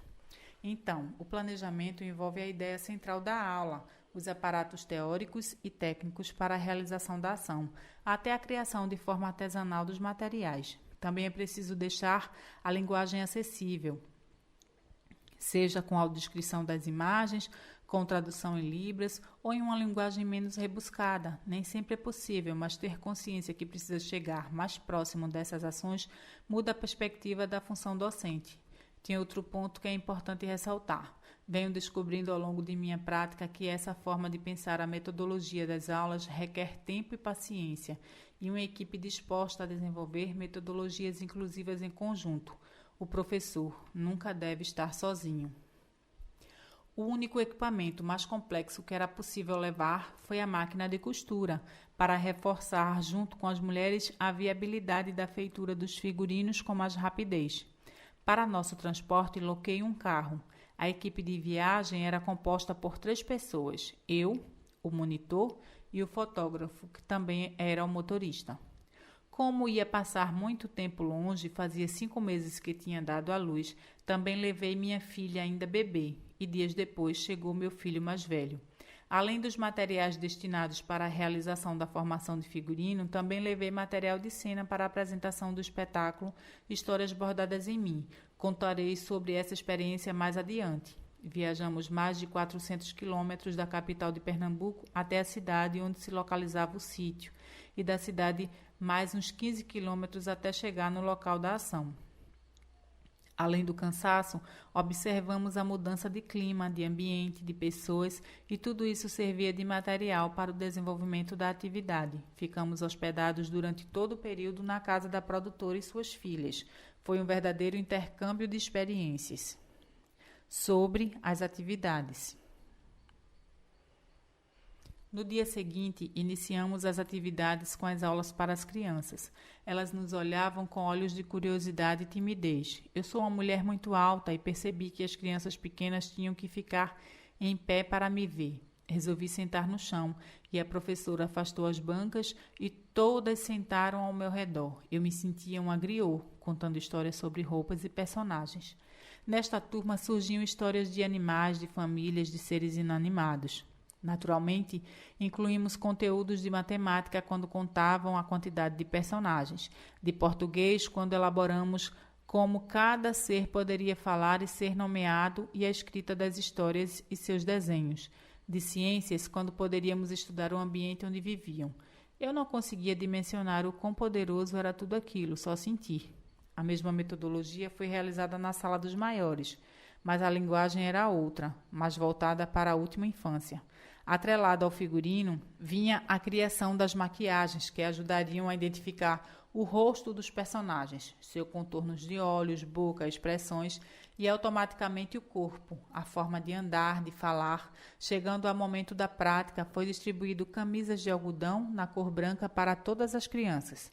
Esse momento foi de grande euforia, pois as crianças descobriram que elas iriam dar vida aos personagens que criaram. Tia, eu sou um urso. Eu sou uma flor. Tia, eu sou bonita sendo flor. Eu sou um cavalo que corre no sertão. Eu também era elas. Esta frase que me identifica no meio das crianças foi bem recorrente. Acho que toda a equipe em algum momento era um daqueles personagens. As professoras também entraram no jogo e, igualmente empolgadas, fomos desenvolvendo as ações que se transformavam em algum personagem.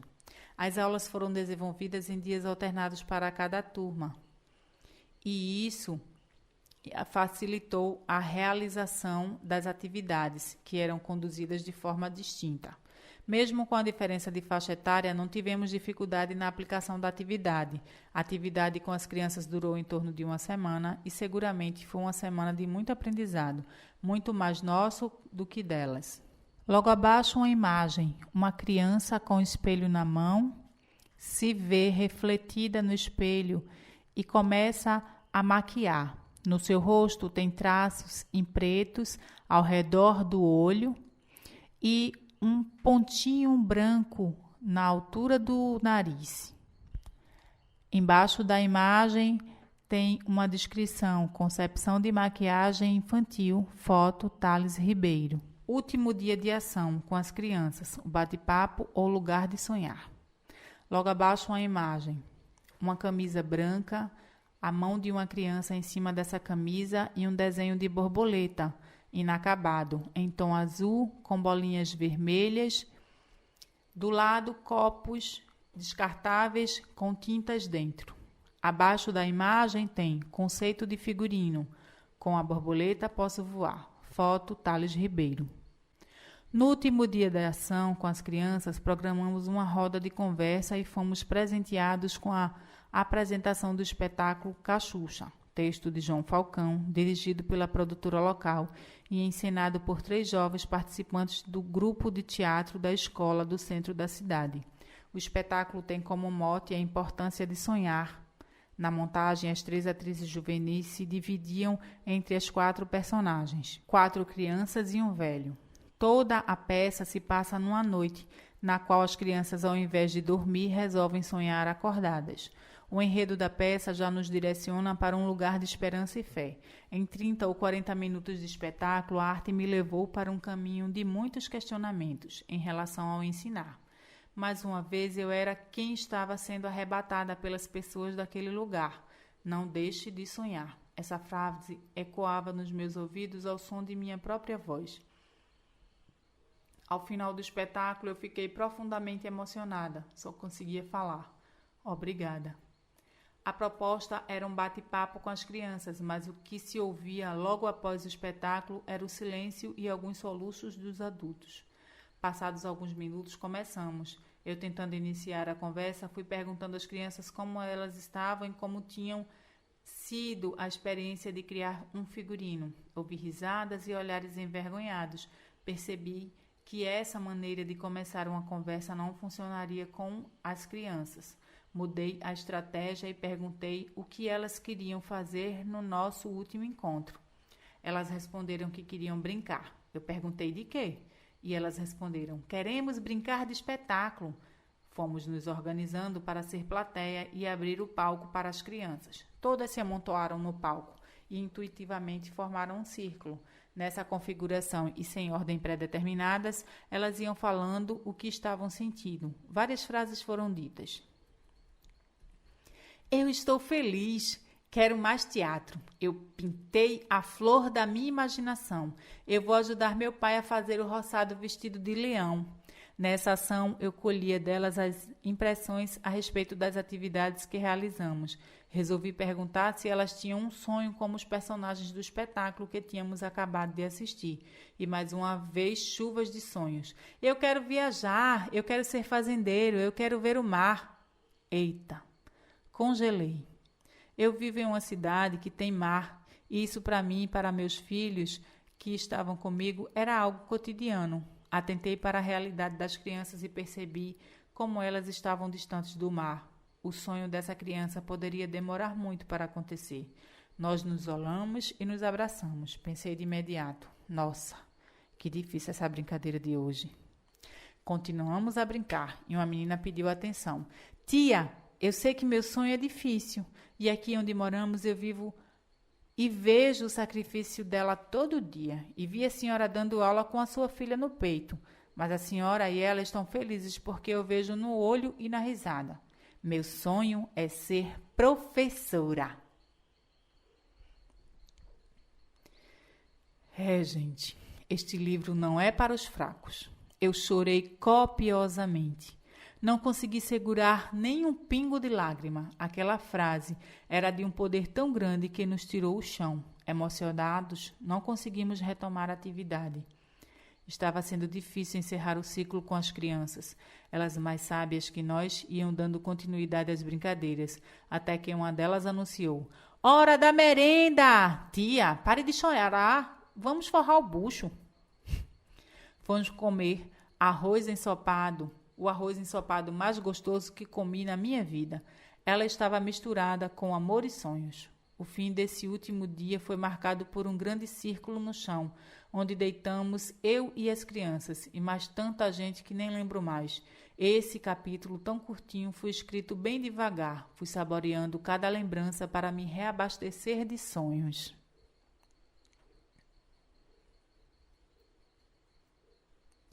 Reflexões do ser mulher, independente do lugar que ocupam. Ainda sobre efeito da etapa com as crianças, dou início à escrita sobre a formação oferecida para as mulheres do sítio Quiminaouro. Tivemos que adaptar horários e dias, pois as mulheres queriam participar, mas como mulheres em qualquer lugar deste mundo, durante o dia estavam muito ocupadas. Elas, além de cuidar da casa e dos filhos, trabalhavam na cidade, algumas tinham animais para alimentar e pequenas plantações. As aulas foram oferecidas à noite, na Associação de Moradores do Sítio. Foram mais de 18 mulheres inscritas. Algumas andavam por um tempo considerável para chegar ao local da oficina. Outros vinham de bicicleta, moto.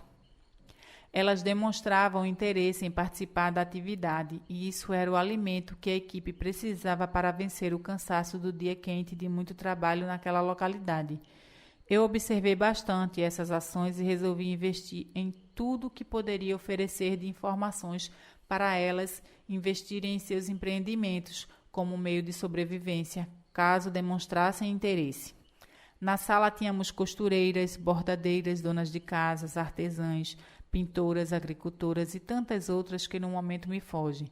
Adequei a linguagem e falei sobre a história da roupa e a criação de figurino para teatro e dança. Aprendi novas expressões, trotar, arrodear, alinhavar os panos. E em troca oferecia os termos técnicos de figurino e maquiagem, croquis, plano de criação e maquiagem, mulagem. Se tornaram palavras familiares durante a vivência. Falamos do reuso e da transformação de materiais. Conversamos sobre projetos e economia criativa. Instiguei a realização de ações afirmativas que abarcassem as mulheres. Conversamos ainda sobre a estima e a relação da roupa como recurso para a beleza. Vinícius também trouxe o conceito de maquiagem teatral e sua diferença na maquiagem de embelezamento.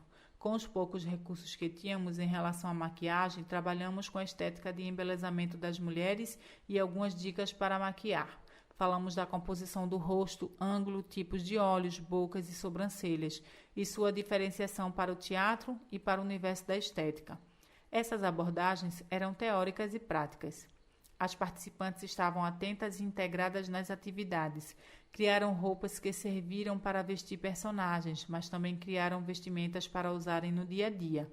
As costureiras da sala iam orientando as outras participantes e eu coordenando as ações. Lembro que no dia da autoimagem, elas iam se adaptando e se surpreendendo com o que viam no espelho e descobrindo a beleza de seus rostos.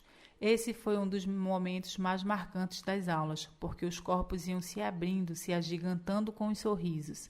Ao final das aulas, elas criaram um grupo cooperativo que é dividido em subgrupos, construíram peças de vestuário e dicas de beleza para as pessoas do entorno e comunidades vizinhas. Iam fazer as peças e vender. Não sei se a ação foi realizada ou se ficou só no campo das ideias, mas em pouco tempo elas potencializaram muitos dos seus empreendimentos. O resultado final da oficina foi um desfile de roupas para personagens criados por elas e para elas. Toda a comunidade foi convidada e tudo se transformou em festa, com direito a comidas e bebidas ao final. Desta experiência ficou a reflexão da sobrecarga de trabalho que é atribuída às mulheres com tão pouco reconhecimento. Nada de romantizar esse excesso de trabalho. Na verdade, em muitos momentos eu chegava a me revoltar e em meio aos tecidos via um olho ou outro brilhando a cada descoberta. Meu grito ia do respirar ao incentivar para que a descoberta crescesse e se transformasse em liberdade consciente. Eu também estava no meio desse desalinhar que conduzia à liberdade. Eram devaneios misturados com sensações e os pés fincados no chão batido. Logo abaixo uma imagem, uma moça negra não retinta está deitada, de olhos fechados, enquanto uma outra moça de cabelos cacheados segura um estojo de maquiagem e vai maquiando a sua colega. Os olhos da pessoa maquiada estão marcados com uma sombra cintilante, prateada, e os seus lábios estão sendo marcados por um batom. Abaixo da imagem está escrito Execução de maquiagem e embelezamento, foto Thales Ribeiro. As histórias bordadas em mim. Quando eu escrevi o projeto de circulação de figurino, não imaginava como a ação chegaria nos lugares. À medida que ia realizando as aulas, ia percebendo que o projeto ia se agigantando. Às vezes eu tinha a impressão que ele ia andando por conta própria e eu ia acompanhando suas trilhas. Exu ia conduzindo os caminhos e aguçando a criatividade para ultrapassar os obstáculos e transformá-lo em arte. Na última etapa da circulação, dormi e acordei com a ideia de fazer uma finalização com meu solo. Seria uma oportunidade de levar o espetáculo para outros públicos e também de refletir sobre tudo o que foi vivenciado durante as aulas a partir de uma peça teatral. Desta maneira, poderíamos observar o figurino, maquiagem, iluminação, cenário, música, a atriz e o público. Sugeri para a produtora e perguntei se ela achava possível. Ela disse que sim e ficou animada. Quando criei o espetáculo Histórias Bordadas em Mim, pensei em apresentar em muitos ambientes, desde o teatro convencional, biblioteca, até no meio de uma praça. A única exigência era que o público estivesse próximo, pois o espetáculo é intimista. Lembro da produtora me dizendo: público próximo de você não vai faltar. A gente arruma algum terreiro para armar o palco. Pensei que era modo de dizer, mas não fazia ideia do que estaria me aguardando. Com a resposta afirmativa da produtora, eu tive uma reunião com a equipe de viagem justamente para confirmar se seria possível a apresentação.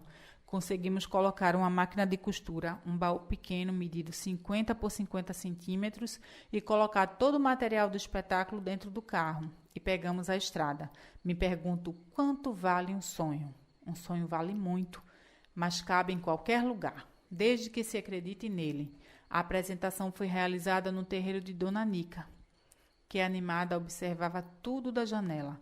Para organizar o local de apresentação, a produtora ergueu com suas próprias mãos uma espécie de picadeiro para que eu pudesse colocar as gambiarras que iluminavam a área de atuação e o público. O fotógrafo, músico e motorista do carro era também maquinista carpinteiro, que cavava os buracos para fixar as madeiras e fixar junto com a produtora a área de atuação. Eu, que antes era professora, atriz figurinista, era também a iluminadora que erguia as gambiarras e testava luz por luz para o correto funcionamento. O maquiador, monitor, se deslocava de casa em casa para divulgar o espetáculo, junto com as crianças do sítio. Vira e mexe vinha uma lágrima no canto do olho, misturado com suor e ansiedade. Tudo pronto e já faltavam 40 minutos para a apresentação. Era hora de maquiar, vestir o figurino, aquecer voz e corpo e passar as músicas. Terminamos tudo e já tinha um público curioso apreciando. As pessoas vinham com suas cadeiras, tapetes, almofadas e iam se acomodando ao redor do limite estabelecido entre palco e plateia. Na plateia, algumas alunas estavam maquiadas, vestidas com as roupas que confeccionaram durante a oficina, e as crianças atentas. A produtora nem teve tempo de se banhar. Estava com as filhas, a máquina fotográfica e receptiva com a plateia. Eu respirava fundo, abraçava meu companheiro de cena e mergulhava no espetáculo. Ao longe ouvi um choro de bebê. Era minha filha, que estava aos cuidados de Vinícius. Léo, meu filho, de mãos dadas com uma amiga, assistia o espetáculo atento, mesmo já tendo visto mais de 10 vezes. Foi o que consegui filtrar. A plateia respirava, sorria e chorava a cada cena. Esta foi uma das experiências mais especiais do espetáculo e minha enquanto artista. Ela daria um outro livro. Ao final do espetáculo, um abraço caloroso dos filhos, da plateia e da produtora. Lembro dela chorando e dizendo: nem pude me enfeitar para ver o espetáculo, não deu tempo. Ao final, algumas pessoas da plateia queriam falar. Conversamos por uns 30 minutos e agradeci àquela gente por tudo que tinha vivido. A produtora do sítio Quiminaouro. Durante todo o livro, venho preservando a identidade das pessoas que participaram das ações como alunas, alunos e alunes. Preservo também a identidade de alguns profissionais que fizeram a produção das oficinas de figurino e os locais, mas sinto uma necessidade enorme de revelar a identidade da produtora, que com suas próprias mãos construiu palcos e arte no sítio Quiminaouro. No início deste livro, eu digo que o livro não é sobre mim, de fato não é. Existem muitos protagonistas nessas histórias e Odília é uma delas. Ela é a produtora que abrigou o projeto de figurino em sua casa, abriu as porteiras de seu sítio no meio das Juremas e conversamos sobre a importância da arte e da formação artística para sua comunidade e para o ser vivente. Odília Nunes é um ser de luz, nos presenteou com Esther, com seus versos rimados, bebemos da sua fonte e vivenciamos com ela a dificuldade de fazer arte na região sertaneja, que de seca não tem nada. O projeto impulsionou outras ações, lá e cá, dentro de nós. Quando penso na acessibilidade da arte para todos os públicos sem distinção, não esqueço a experiência de andar descalça no chão batido, pegar a terra com as mãos e ver aquela mulher de 1,80 m chorando porque não enfeitou o suficiente para apreciar um espetáculo de teatro. A ação de Odília traduz a de todos os outros produtores E é com a sensação de gratidão que termino por aqui a circulação de figurinos com acessibilidade no Sertão, Zona da Mata e região metropolitana do Recife. Os capítulos que seguem são relatos de alguns participantes que também são protagonistas dessas experiências. O que dizem os principais protagonistas dessas costuras? Relatos de amor e arte nas experiências que transcendem ao teatro. No início desta escrita, eu confidenciei que este livro foi e está sendo criado por várias mãos. Às vezes tem o tom de um livro de bordo de professora, às vezes um diário emotivo, às vezes reflexivas. Andresa Nóbrega, muito generosamente no prefácio, me faz recordar o nosso começo. Este capítulo é dedicado a algumas pessoas que ajudaram a construir tudo isto. Deixo as próximas linhas para elas, que também me bordam a cada letrinha. Imaginem que estamos em uma sala, ou embaixo de uma árvore, ou sentadas em cadeiras, puffs no chão. Estamos tomando sucos e comendo algo, e à medida que sentimos necessidade, falamos, gesticulamos. É assim que situa o leitor para conferir as próximas linhas. É mais que experiência pedagógica. É uma homenagem aos seres que passaram em minha vida nessas andanças. Se deliciem. Eu sou Gleice Carina de Almeida. Sou surda sinalizada. Eu tive ótima experiência ao participar do curso de oficina de figurino e maquiagem teatral. Comecei a fazer figurino e maquiagem teatral. 2 professores, uma figurinista, Agnes Melo, e o maquiador, Vinícius Vieira. São eles que ensinaram muito bem a peça teatral e foi muito importante para a acessibilidade. Eu aprendi a praticar costura de roupas e maquiagem teatral no meu rosto. Executei uma personagem de rainha e, através desse personagem, eu identifiquei tecidos finos e grossos da época e treinar maquiagem. Os tipos de cores leves e fortes de fantasias e arrumar os cabelos diferentes. Achei muito interessante. Eu aprendi que é mais importante interagir com os colegas. Meu amigo Juan Diego ajudou muito e a intérprete ajudou a traduzir. Eu consegui entender bem tudo e organizar os materiais das peças de teatro. No último dia maravilhoso, nós nos apresentamos e eu fiquei muito feliz. Agradeço pela equipe teatral no Espaço Poste. Eu amei muito a história incrível da participação do curso, que eu aprendi muitas coisas boas e experiência maravilhosa. Eu uso tudo do curso até hoje. Gleice Lai. Tainã inicia sua fala contando que a procura pelo curso era decorrente de uma necessidade de se erguer. Como mulher preta, artista e profissional, vinha passando por diversas situações de frustrações. O não ingresso no curso superior de dança, a dificuldade de encontrar trabalho remunerado e as dificuldades com a carreira profissional mexiam diretamente a sua estima e aceitação. Ao entrar no curso, eu estava fragilizada. Quando recebi a notícia de minha classificação, foi uma conquista, uma espécie de compensação, sabe? Sorri. No meio de tantos nãos, receber finalmente um sim era motivo de festa.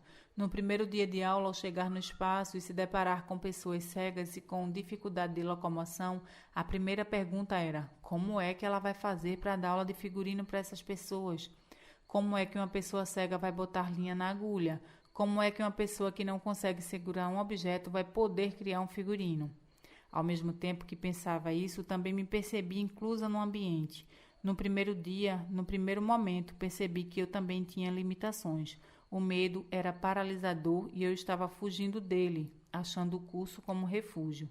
O curso foi oferecido recursos que nos equiparou. Tínhamos demandas e especificidades diferentes. A metodologia que foi oferecida era uma junção de apoio e acolhimento emocional, ao mesmo tempo que oferecia recursos didáticos simples, artesanal, também era muito tecnológico.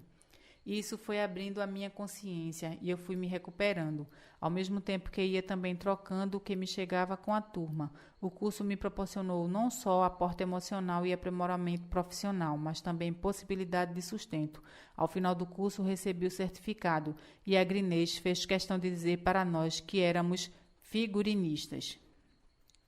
Eu juntei minha prática pedagógica e o curso e fui chamada para dar aulas de figurino para crianças por 6 meses. Eu cheguei de uma maneira e saí transformada. No ano seguinte, Tentei novamente entrar na academia e passei no curso de dança na UFPE, como sempre sonhei. De tudo o que mais me tocou neste curso foi, além da criação do traje, eu vejo a relação da gente como um carretel.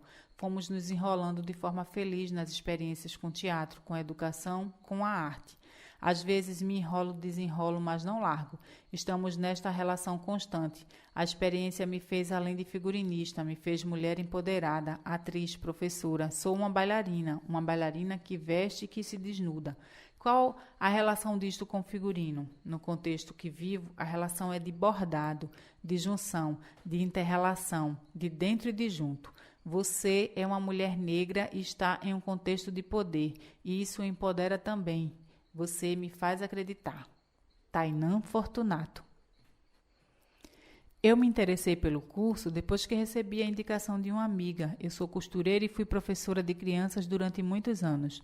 Ao primeiro contato, fiquei sabendo que a procura tinha sido grande e que as vagas tinham acabado. Mesmo sem vaga, eu me meti e fui. Risadas. Cheguei lá presencialmente para ver o que ia dar e fiquei. Uma das coisas que aconteceu comigo era uma certa crítica e desconfiança. É que eu fui professora durante muitos anos de crianças com déficit cognitivo e via a Grinês muito jovem. Achava ela verdinha. Tinha que me segurar para não dar pitacos, porque eu estava lá como aluna. Mas fui vendo o que o ensino de anos atrás tinha passado por muitas adaptações e a linguagem era outra, assim como a forma de lidar. Era tudo muito perto, próximo, você falava com as pessoas ao pé do ouvido. Bruno, o monitor, era de uma gentileza que eu nunca tinha visto em um ser humano. Era tanto amor e tanta fé depositada naquela sala que eu me apaixonei. Me apaixonei tanto que fiz o curso de teatro quando terminei o de figurino. Criei personagem e, assim como no curso de figurino, era abraçada e ouvida. Ninguém questionava a minha idade. Eu estava de forma inteira.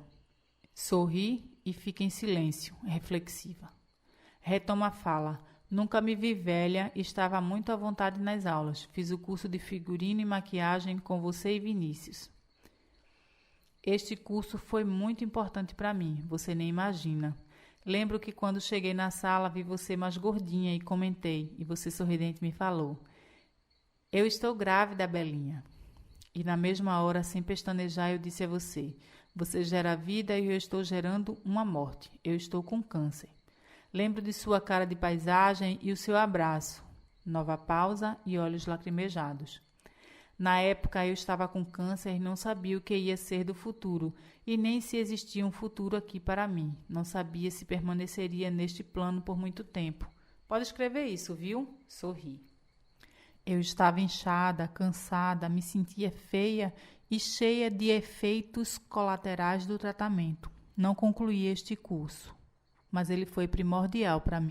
Mesmo com dificuldades através da maquiagem, eu me via e podia colocar cor, delinear meu olhar e ampliar o sorriso. Na maquiagem, eu me via e podia maquiar uma pele opaca, cinzenta. Resumindo tudo, para minha surpresa, nas aulas não tinha diferença nenhuma. Todo mundo estava trabalhando no mesmo nível, reconhecendo suas deficiências e ultrapassando os limites. A imagem que tenho é que esta experiência é uma colcha de retalhos que vai emendando a vida de todo mundo, que vai ligando os polos, e eu fui me encantando e me curando. Hoje ainda vejo os croquis em alto relevo que você fez e trouxe nas aulas para dizer que toda forma de concretizar a sua criação era possível. A partir do figurino, eu pude ligar minhas práticas e criar possibilidades de cura na alma e na vida. Escritos de Maria Belo. Finalizo este capítulo emocionada com as falas e revelações. Eu não tenho ideia da dimensão dessas ações. Acho que ninguém da equipe tem ou terá ao certo. Que venha o alinhavo final desta experiência. Por ora, o arremate final. Até a próxima recostura. Esse projeto caminha para a finalização desta etapa. Todos os dias escrevo 1 ou 2 páginas para saborear cada lembrança. Andamos carentes de experiências. As informações nos tomam e não nos fazem sentir. Somos máquinas adoecidas de informações que nem sempre nos fazem felizes. É bom a lembrança de algo que nos move. Convido a todos, depois da leitura, a se mover, deixar o despir tomar conta e só assim vestir o traje e pintar os traços. Ao final desta jornada, desta costura, do último ponto, deixo ele um pouco solto para que a linha possa ser descosturada e ser reconstruída em outras peças. A explanação histórica foi tão minúscula diante da grandiosidade da criação dos trajes e da maquiagem. E o que dizer das experiências contadas aqui? Nem de longe abarcou as sensações que povoam até hoje minha mente, meu corpo e meu espírito. As escritas aqui representam as demais que por algum motivo não consegui contactar. Eu quero agradecer, por ora, a todos que passaram por aqui. As estéticas, conceitos e aprimoramentos seguem seu curso igual cachoeira. Fluxos contínuos de ritualidade, emaranhado em linhas e epiderme. A poesia teima em parar por essas escritas. Por ora, sinto que o conhecimento e a arte constroem esse caminho de amor. Até já, axé.